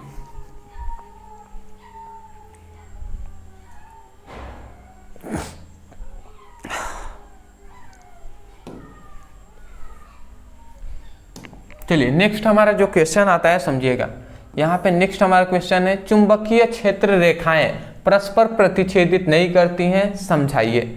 मतलब यहाँ पे देखिए चुंबकीय क्षेत्र रेखाएं कहें या आपसे कह दे कि चुंबकीय बल रेखाएं, ठीक है ना, ये आपसे कह दे चुंबकीय क्षेत्र रेखाएं कहें या चुंबकीय बल रेखाएं कहें, उससे कंफ्यूजन नहीं होना है आपको, ठीक है ना। तो चुंबकीय बल रेखाएं एक दूसरे को प्रतिच्छेदित नहीं करती हैं, प्रतिच्छेदित नहीं करती हैं, समझाना है आपको। प्रतिच्छेदित का मतलब एक दूसरे को काटती नहीं है, क्यों नहीं काटती हैं आपको बताना है। तो मान लेते हैं, सपोजेड मैं आपको समझाना चाहता हूं, यहाँ पे ये फर्स्ट चुंबकीय क्षेत्र है, ऐसे गई, अब एक मान लेते हैं दूसरी चुंबकीय क्षेत्र ऐसे जाती है, यहाँ पे कह रहा है कि नहीं काटती है, समझाना है। तो पहले हमें मानना है कि काट रही हैं, ठीक है। तो मान लेते हैं एक पहली चुंबकीय क्षेत्र इस तरीके से, दूसरी इस तरीके से। तो देख रहे हैं कि ये काट रही है चुंबकीय क्षेत्र, ठीक है ना, यहाँ पे काट दी। अब बताइए, अब एक ये बिंदु है, तो इस बिंदु से इस चुंबकीय क्षेत्र के लिए, इस चुंबकीय क्षेत्र के लिए जो स्पर्शीय दिशा होगा वो इस दिशा में होगा, और इस चुंबकीय क्षेत्र के लिए जो स्पर्श रेखा होगा वो इस दिशा में होगा। स्पर्श रेखा, ये क्या है? स्पर्श रेखा है। इसके लिए इस वाले चुंबकीय क्षेत्र के लिए अगर हम स्पर्श रेखा खींचें तो वो इस ओर होगा, स्पर्श रेखा ये है, ठीक है ना। मतलब आपको ये बात बताया कि यहाँ पे एक पहला ये चुंबकीय क्षेत्र है, ये एक दूसरा चुंबकीय क्षेत्र है, तो ये दोनों आपस में काटी हैं इस बिंदु पर, काटी हैं इस बिंदु पर। तो इस चुंबकीय क्षेत्र के लिए जो स्पर्श रेखा हो जाएगी, ठीक है ना, इस चुंबकीय क्षेत्र के लिए जो स्पर्श रेखा हो जाएगी ये वाली हो जाएगी। इस चुंबकीय क्षेत्र के लिए जो स्पर्श रेखा हो जाएगी वो ये वाली हो जाएगी, और इस चुंबकीय क्षेत्र के लिए जो स्पर्श रेखा हो जाएगी वो ये वाली हो जाएगी, ठीक है, हो जाएगी ना। तो इसका मतलब एक बिंदु, ये जो बिंदु है इस पर दो स्पर्श रेखा हो गई है। परंतु हम गणित की अवधारणा से, गणित के नियम से हम जानते हैं, क्या हम जानते हैं कि कोई एक बिंदु पर एक ही स्पर्श रेखा हो सकती है। तो बताइए, एक ये बिंदु है तो इस पर दो स्पर्श रेखा कैसे हो जाएंगे? ये तो गणित के नियम का उल्लंघन कर दिया। तो भैया गणित का नियम का उल्लंघन कर दिया, इसका मतलब हमें इसी से पता चल गया कि एक बिंदु है तो एक ही स्पर्श रेखा होगी। इसका मतलब जो क्या है, चुंबकीय क्षेत्र या चुंबकीय बल रेखाएं हैं वो एक दूसरे को काटती नहीं है, क्योंकि काटेंगी तो भैया दो स्पर्श निकलेगा, दो स्पर्श रेखा होगी। ऐसा दो स्पर्श रेखा एक बिंदु पर होना पॉसिबल नहीं है, ठीक है ना। तो इसीलिए हम कहते हैं कि गणित की अवधारणा के खिलाफ है ये, इसलिए एक चुंबकीय बल रेखाएं एक दूसरे को प्रतिच्छेदित नहीं करती हैं, काटती नहीं है। अब वही बात यहाँ पे लिखा गया है, यदि दो चुंबकीय रेखाएं, मतलब ये यदि दो क्षेत्र रेखाएं, क्षेत्र मतलब बल रेखाएं की बात कर रहा है, यदि दो चुंबकीय बल रेखाएं, ऐसे भी लिख सकते हैं, यदि दो क्षेत्र रेखाएं एक दूसरे को काटेंगी तो कटान बिंदु दो स्पर्श रेखा खींचा जा सकेगा। मतलब यदि दो चुंबकीय बल रेखाएं एक दूसरे को काटेंगी तो ये कटान बिंदु है, तो इस पर दो स्पर्श रेखा खींचा जा सकता है। एक पहला तो ये वाला, एक ये वाला, ठीक है ना। उसके बाद लिखा गया है जिसका अर्थ यह होगा कि कटान बिंदु पर पैमाना चुंबकीय क्षेत्र की दिशा की होगी। मतलब जिसका मतलब ये होगा कि ये जो चुंबकीय क्षेत्र की जो स्पर्श दिशा है इस ओर होगी, और इस वाले चुंबकीय क्षेत्र की जो दिशा है वो इस ओर होगी, इस ओर, ठीक है ना। तो वही बात यहाँ पे कहा गया, जबकि किसी भी बिंदु पर परिणामी चुंबकीय क्षेत्र केवल एक ही दिशा में होती है। मतलब यहाँ पे सिंपल सी बात ये कहा गया कि जबकि हम गणित के नियम से हम ये बात जानते हैं कि एक बिंदु पर एक ही स्पर्श रेखा खींची जा सकती है, ठीक है ना, अतः चुंबकीय बल रेखाएं एक दूसरे को प्रतिच्छेदित नहीं करती हैं। तो ये बातें हैं जी। अच्छा, ये जो बातें लिखा गया है ना, ये थोड़े किताबी लैंग्वेज में लिख दिया गया है, जिससे थोड़ा सा आपको हार्ड लग रहा होगा। तो इसीलिए मैं आपको स्पष्ट रूप से कह रहा हूं, इसको लिखेंगे तो अच्छी बातें, नहीं लिखना चाहते, थोड़ा इजी वे में सरल शब्दों का प्रयोग करना चाहते हैं, तो मैं जो बोल रहा हूं उसे लिखिए, ठीक है ना। ऐसे भी लिखेंगे 100% आपको फुल नंबर मिलेंगे। आप लिखिएगा कि माना दो, आप उत्तर में क्या लिखेंगे कि सबसे पहले ऐसे लिखेंगे कि माना दो चुंबकीय बल रेखाएं एक दूसरे को प्रतिच्छेदित करती हैं, जिससे हमें एक कटान बिंदु मिलता है। अब कटान बिंदु पर दो स्पर्श रेखा खींचे जाते हैं, परंतु गणित की अवधारणा से हम ये जानते हैं कि कटान बिंदु पर एक ही स्पर्श रेखा खींचा जा सकता है। अतः यह कहना गलत है कि चुंबकीय बल रेखाएं एक दूसरे को काटती हैं, ठीक है ना, एक दूसरे को काटती हैं, ये कहना गलत है। चुंबकीय बल रेखाएं एक दूसरे को नहीं काटती, ये आपको कहना है। तो बताइए, जो मैंने बोला आप बोल देंगे ना? एक बार और बोल दूं, सुन लीजिए। आप कहेंगे कि आप ऐसे कहेंगे कि माना दो चुंबकीय बल रेखाएं एक दूसरे को काटती हैं, जिसके कटान बिंदु पर दो स्पर्श रेखा खींचे जाती हैं, परंतु गणित की अवधारणा से हम ये जानते हैं कि कटान बिंदु पर एक ही स्पर्श रेखा खींचा जा सकता है, जिसके लिए यह कहना गलत होगा कि चुंबकीय बल रेखाएं एक दूसरे को प्रतिच्छेदित करती हैं। ये कहना गलत होगा कि चुंबकीय बल रेखाएं एक दूसरे को प्रतिच्छेदित करती हैं, या आप ये भी कह सकते हैं जिससे हमें पता चलता है कि चुंबकीय बल रेखाएं एक दूसरे को प्रतिच्छेदित नहीं करती हैं, ऐसे भी लिख सकते हैं। तो मैं आशा करता हूं आप समझ के होंगे। लिखना चाहें तो कैसे भी लिख सकते हैं, बट समझ में आने चाहिए कि क्यों हम ऐसा करें, क्योंकि एक बिंदु पे एक ही स्पर्श रेखा खींची जा सकती है, तो दो हमने कैसे खींच दिया, तो इसीलिए ये गलत हो गया भैया। ठीक है ना, ये मुख्यतः आपको दिमाग में, माइंड में होना चाहिए बातें। आगे बढ़े, चलिए स्क्रीनशॉट लेंगे तो ले लीजिए।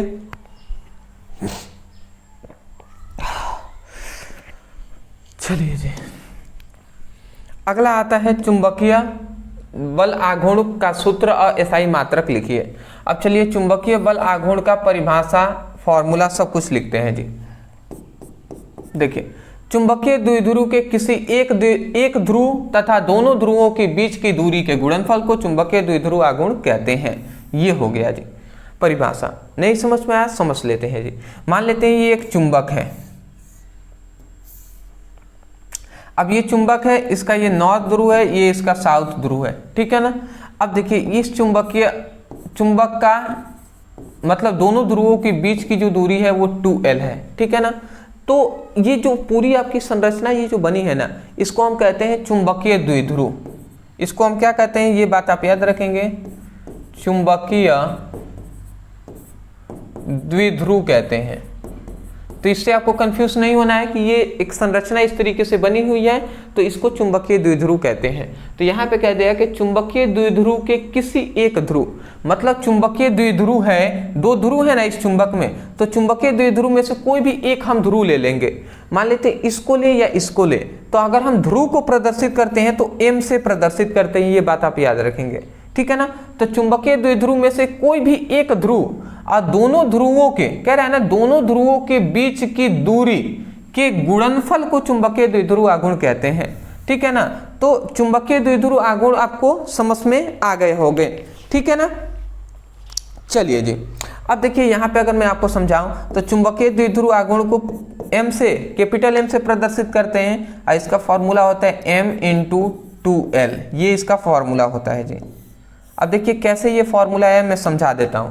आप कहेंगे, देखिए आप कहेंगे ये चुंबकीय द्विध्रुव है, तो चुंबकीय द्विध्रुव के कोई एक ध्रुव, इन दोनों में से कोई भी एक ध्रुव, तो एक ध्रुव को ही हम स्मॉल m से प्रदर्शित किए हैं कि चुंबकीय द्विध्रुव में कोई एक ध्रुव तथा दोनों ध्रुवों के बीच की दूरी के गुणनफल को चुंबकीय द्विध्रुव आघूर्ण कहते हैं। तो मैं आशा करता हूं आपको समझ में आ गया होगा। एक बार और मैं बोल दूं तो सुन लीजिए। आप कहेंगे कि चुंबकीय द्विध्रुव के कोई एक ध्रुव तथा दोनों ध्रुवों के बीच की दूरी के गुणनफल को चुंबकीय द्विध्रुव आघूर्ण कहते हैं। तो मैं आशा करता हूं कि आपको समझ में आसानी से आ गई होंगी। ठीक है जी। अब देखिए, अब यहाँ पे सिंपल से ये आपको फॉर्मूला लिख लेना है। ठीक है ना। चलिए, अब यहाँ पे मात्रक याद रखेंगे। इसका मात्रक होता है एम्पियर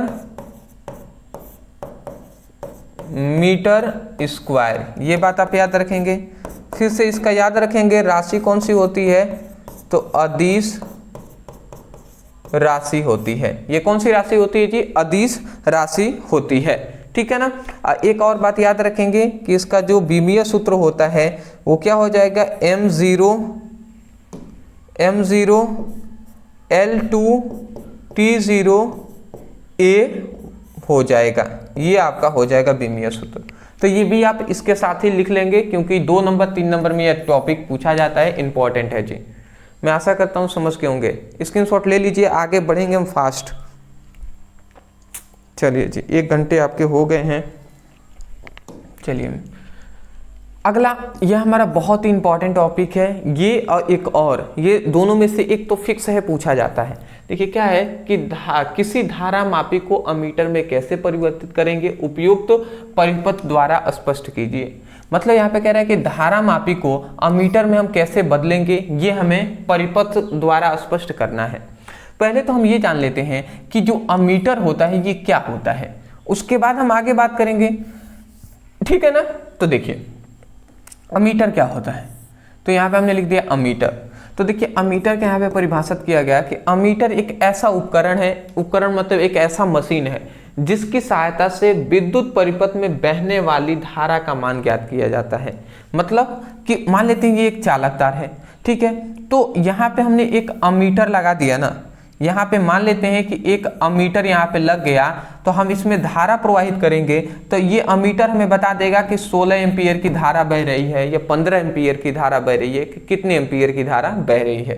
तो इतनी बात समझ गए कि एम्पीयर क्या करता है, अमीटर क्या करता है, अमीटर हमें बताता है कि किसी परिपथ में या किसी चालक में कितनी धारा बह रही है, ठीक है ना। तो वही बात हमने यहाँ पे लिखा हुआ है कि अमीटर एक उपकरण है जिसकी सहायता से विद्युत परिपथ में बहने वाली विद्युत धारा का मान ज्ञात किया जाता है, ठीक है ना। इस बात को आप याद रखेंगे। चलिए जी, अगला हमारे यहाँ पे कह रहा है कि धारा मापी को अमीटर में रूपांतरण। अब धारा मापी को अमीटर में हम कैसे रूपांतरित करते हैं, कैसे बदलते हैं, समझिएगा। देखिए कुछ नहीं करते, बहुत ही सिंपल है। कह रहा है कि धारा मापी को अमीटर में रूपांतरित करने के लिए उसकी कुंडली के साथ समांतर क्रम में क्या कर लेते हैं, समांतर क्रम में कम प्रतिरोध का एक तार को जोड़ देते हैं। मतलब यहाँ पे क्या है कि जो अमीटर धारा मापी है उसको अमीटर में बदलने के लिए मान लेते हैं ये एक धारा मापी है। धारा मापी को गैल्वेनोमीटर भी कहते हैं, जिसे हम जी से प्रदर्शित करते हैं। तो ये एक धारा मापी है, ठीक है ना। इसको हमें अमीटर में बदलना है, तो क्या करेंगे, अमीटर में अगर हमें रूपांतरित करना है तो कह रहा है कि उसकी कुंडली के साथ समांतर क्रम में एक कम प्रतिरोध का तार जोड़ देते हैं। तो ये एक क्या है, उसकी कुंडली के साथ हम क्या कर देंगे, कम प्रतिरोध का एक तार जोड़ देंगे। ये एक कम प्रतिरोध का क्या है, तार हम जोड़ देंगे, ठीक है ना। ये कम प्रतिरोध का एक तार है जो है एस, तो इसको हमने जोड़ दिया, ठीक है। तो जैसे ही हम जोड़ देंगे तो ये अब कैसे व्यवहार करने लगेगा, ये एक धारा मापी जो है वो अमीटर की तरह व्यवहार करने लगेगा। बात आप समझे। ये क्या है, कम प्रतिरोध का तार है। मैं यहाँ पे लिख दे रहा हूँ ये कम प्रतिरोध है, कम प्रतिरोध का तार है जिसे हम शंट के नाम से भी जानते हैं, ठीक है ना, जिसे हम शंट के नाम से भी जानते हैं। अब समझिएगा, मान लेते हैं ये परिपथ है, इसमें हम आई धारा बह रही है, ठीक है। तो ये आई धारा इस तरीके से आएगी, तो एक धारा तो इधर बहेगी और एक रास्ता इधर भी है तो इधर भी बहेगी। तो मान लेते हैं आई धारा है, इधर से बह रही है, तो इधर जब गई तो वो आई जी धारा बह गई। तो बताइए ये आई धारा रही थी, यहाँ से इधर भी बट गई, इधर भी बट गया, दो रास्तों में।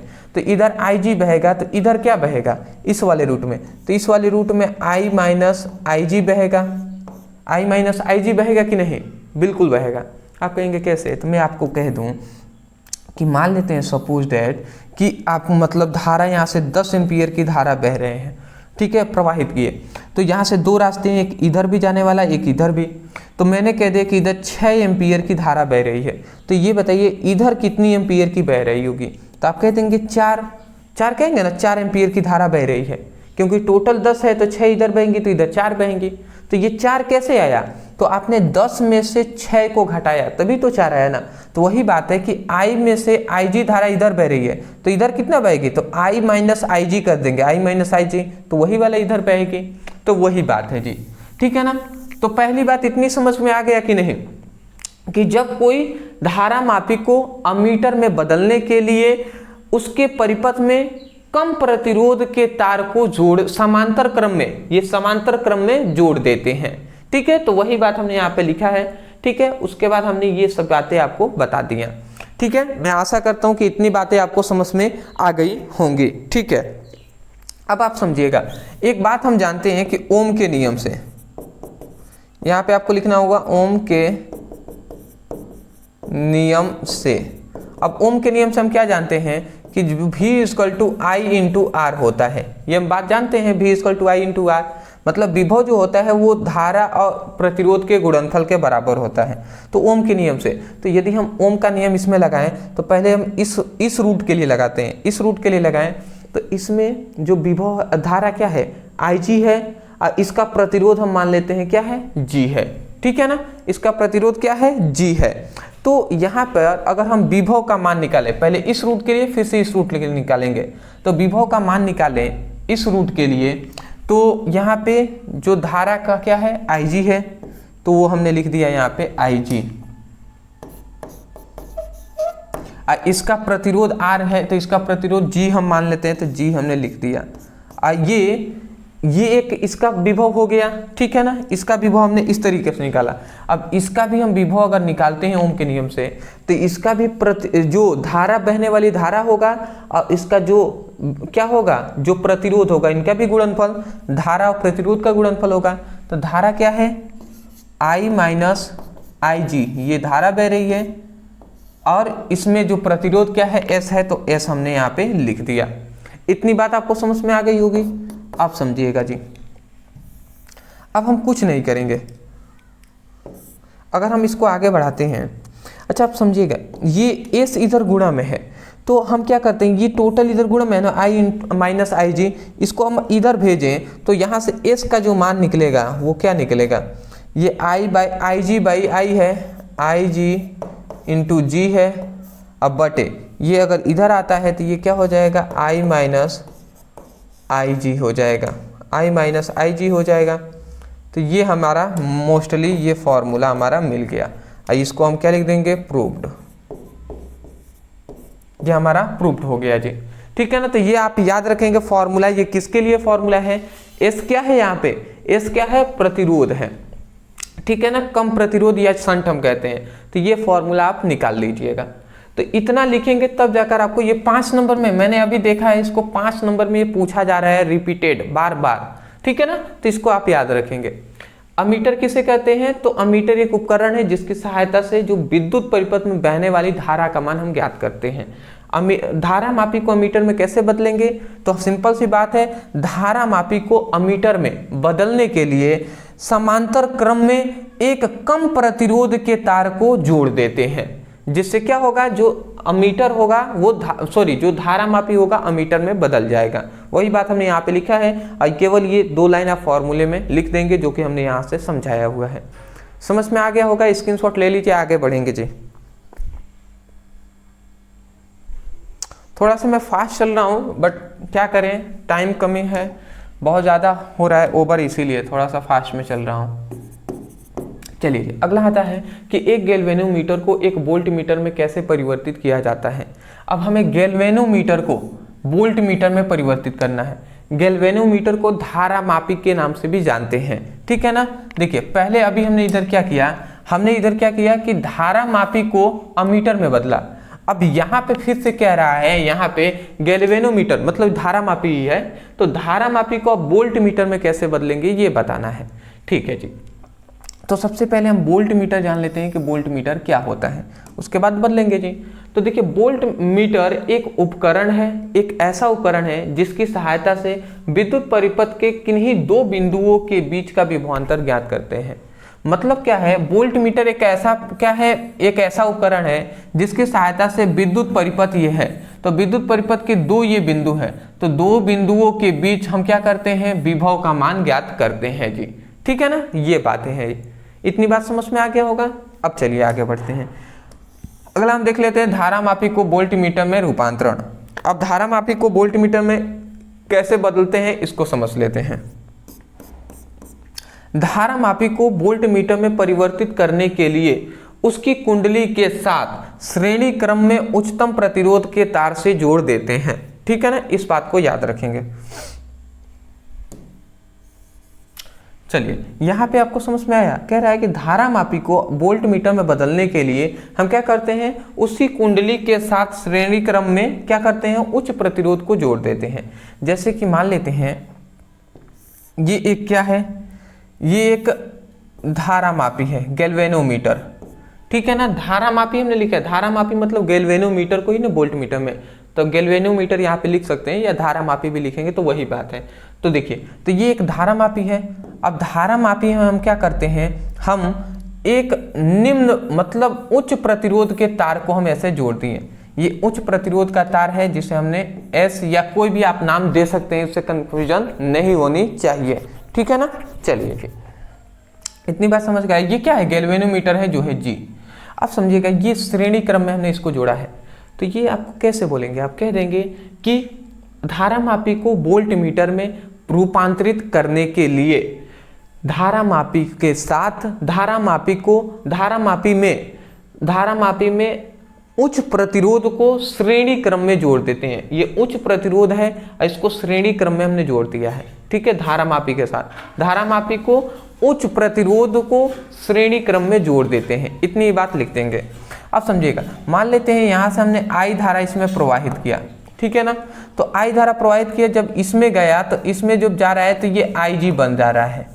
गैल्वेनोमीटर में प्रवाहित होगा धारामापी तो ये आई जी हो गया।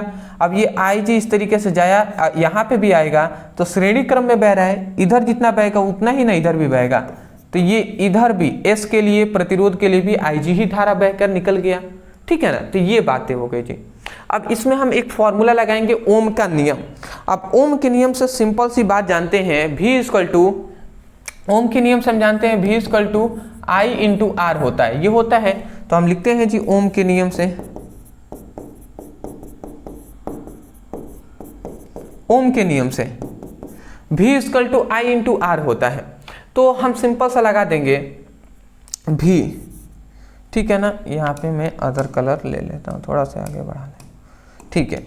तो यहाँ पे V equal to I into R, I है तो धारा क्या है, देखिए दोनों में दो धारा है, विद्युत धारा, इसमें भी आई जी ही बह रहा है, इसमें भी आई जी ही बह रहा है। तो इसका मतलब धारा है आई जी, तो आई जी हमने लिख लिया दोनों के लिए।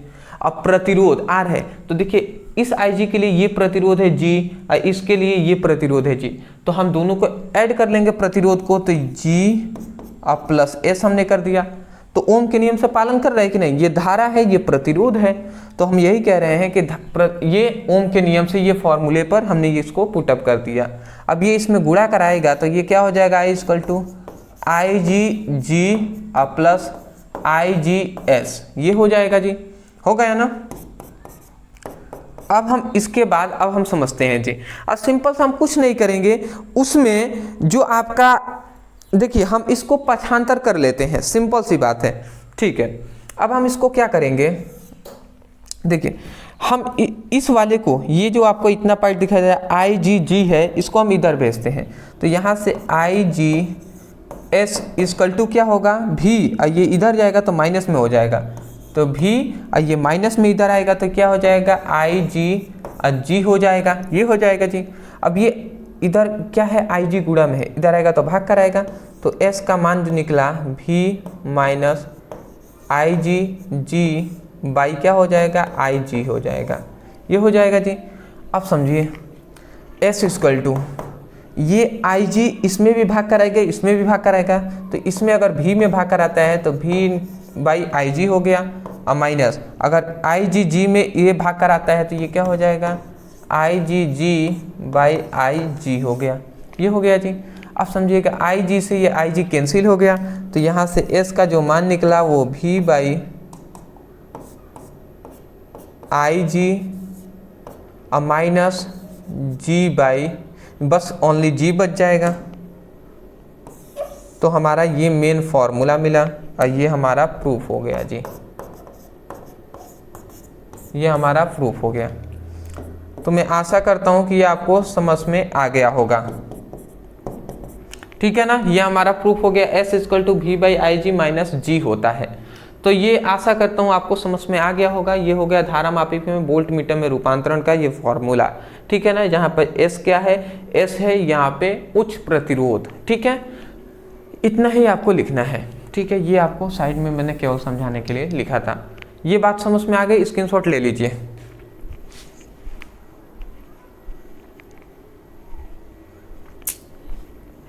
चलिए अब हम कुछ टॉपिक आपको बता दे रहे हैं जो कि आपको तैयार करना है। इतना लॉन्ग टाइप का हमने क्वेश्चन तो करा दिया, ठीक है, फिर भी कुछ टॉपिक हैं जिसको आपको बिल्कुल तैयार करना है, जिसमें से मैं आपको बता दे रहा हूँ। सबसे पहला हमारा इंपॉर्टेंट जो टॉपिक है कि दो समांतर धारावाही चालकों के बीच कार्य करने वाले बल का सूत्र की स्थापना करना है। याद रखेंगे, दो समांतर धारावाही चालक पर कह रहा है कि बल का सूत्र की स्थापना करना है। ये बहुत ही ज़्यादा इंपॉर्टेंट है, आप देख सकते हैं। दूसरा आपको याद करना है कि चल कुंडली धारामापी का सिद्धांत और कार्यविधि का वर्णन करना है। ये भी बहुत ही ज़्यादा इंपॉर्टेंट है, तैयार कर लेंगे। अगला आता है अनंत लंबाई के सीधे, देखिए अनंत लंबाई के सीधे धारावाही चालक के कारण चुंबकीय क्षेत्र की तीव्रता का सूत्र की स्थापना करना है। बहुत ही ज़्यादा इंपॉर्टेंट है, तैयार कर लेंगे। अब वृत्ताकार धारावाही कुंडली के केंद्र पर चुंबकीय क्षेत्र की तीव्रता की गणना कीजिए। वृत्ताकार धारावाही कुंडली के केंद्र पर चुंबकीय क्षेत्र की तीव्रता मतलब B की गणना करनी है। तो ये हम 4 टॉपिक आपको बता रहे हैं जिसको आपको पढ़ना है। देखिए, पढ़ने का सबसे अच्छा मैं आपको तरीका बता दे रहा हूँ। इस तरीके से आप इन सभी को हमसे पढ़ सकते हैं। कैसे? आप लिखिएगा, YouTube पे सर्च कीजिएगा, 2 समांतर धारावाही चालकों के बीच लगने वाला बल। इतना लिखकर सर्च कर लेंगे, हमारी वीडियो आपको मिल जाएंगी, ठीक है ना। उसके बाद दूसरा लिखेंगे, चल कुंडली धारामापी ब्रदर सर, वीडियो मिल जाएगी। फिर से इसको पढ़ना है तो लिखिए, अनंत लंबाई के सीधे धारावाही चालक पर चुंबकीय क्षेत्र की तीव्रता ब्रदर सर। इतना लिखकर सर्च कर लेंगे, वीडियो मिल जाएगा। मतलब अंत में ब्रदर सर लिख लीजिएगा, वीडियो मिल जाएगा। फिर से वृत्ताकार धारावाही कुंडली के केंद्र पर उत्पन्न चुंबकीय क्षेत्र की तीव्रता ब्रदर सर। फिर से सर्च कीजिए, वीडियो मिल जाएगा। तो इस तरीके से आप सर्च करके पढ़ लेंगे तो आपका काम कंप्लीट हो जाएगा। अगर इन सभी को ना पढ़ते हैं आप तो आप सोचेंगे कि भैया 1 शॉट वीडियो देख लिया तो हमारा काम हो गया। तो भैया ऐसा नहीं है। इन सभी को पढ़ने के बाद तब जाकर ये आपका जो चैप्टर होगा ये पूरी तरीके से हम कह सकते हैं कंप्लीट होता है, कंप्लीटेड होता है। इसके बाद आपको इस चैप्टर का न्यूमेरिकल भी आपको पढ़ना है। न्यूमेरिकल का हमने एक चैप्टर को करा दिया है और भी हम कराएंगे अभी। आप कहते हैं तो मैं कोशिश अब ये करूंगा कि 1 शॉट एक न्यूमेरिकल का चैप्टर 2 का फिजिक्स का करा दिया जाए, उसके बाद केमिस्ट्री का भी न्यूमेरिकल कराया जाएगा, फिर 1 शॉट भी कराए जाएंगे। तो आशा करता हूँ आप समझ गए होंगे। अदरवाइज मैं यही कहूँगा, अदरवाइज यदि चैप्टर 1, 2, 3 को नहीं देखें 1 शॉट, डिस्क्रिप्शन बॉक्स में लिंक है। अदरवाइज ये हो सकता है बहुत ही पहले वीडियो देख रहे हैं या बाद में भी वीडियो देख रहे हैं तो अदर बहुत सारे चैप्टर इसके आगे भी करा दिए गए होंगे, तो उसका भी लिंक डिस्क्रिप्शन बॉक्स में फिजिक्स का एक लिंक मिलेगा, उस पर क्लिक करके चेक कर लीजिएगा। और केमिस्ट्री का भी मिलेगा, वहाँ पर भी क्लिक करके चेक कर लीजिएगा। डिस्क्रिप्शन बॉक्स में व्हाट्सएप ग्रुप, इंस्टाग्राम का लिंक है, वहाँ पर हमें फॉलो कर लीजिएगा। व्हाट्सएप ग्रुप में ज्वाइन हो जाएंगे, वहाँ पर आवश्यक सूचनाएँ होंगी वो आपको मिल जाएंगी। तो मिलते हैं एक नए टॉपिक के साथ एक नए वीडियो में। Thank you so much for watching this video. Thank you.